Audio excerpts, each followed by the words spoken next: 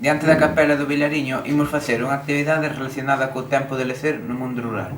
O fío conductor son as ramaxes que Díaz Castro menciona nos seus poemas.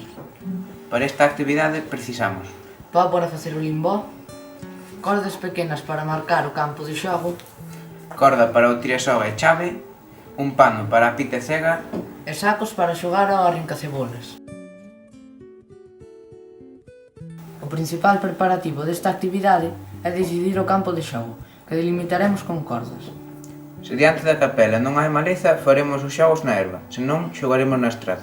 Temos 4 xogos, a cadea, o tirasoga, o arrincacebolas e a pita cega, pero os dous últimos teñen a mesma introdución.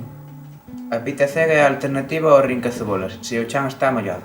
Tedes que decidir nos preparativos cal dos dous ides facer.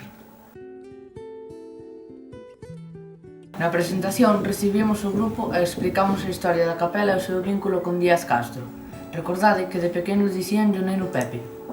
Despois de explicar onde estamos e por que, damos paso aos xogos. Son moi sinxelos e están explicados no manual. Cada guía presentará e dirixirá un deles.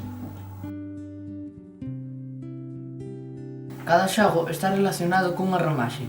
A cadea coa ramaxe do carmio, o tirasoga coa ramaxe do buriz e a pita cega e arrincar cebolas coa da pastoriza. En todos os casos, os xogos incluen unha maneira de dividir os equipos ou dicir quen panda, pero se queredes, podedes empregar outra. A cadea consiste en coller aos compañeiros para sumalos á cadea dos que pillan. Se esta se fai moi longa, podedes partila en dous. Marcade moi ben o campo de xogo para que os que pillan o teñan máis fácil. Para decidir quen a panda, primeiro faremos o xogo do limbó, no que teñen que pasar por debaixo dun pau que vai achegándose cada vez máis ao chan.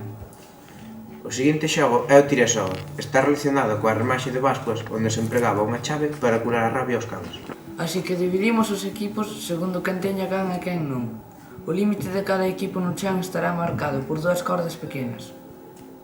Os equipos tirarán ata que algún consiga superar a marca coa chave que colga do centro da corda.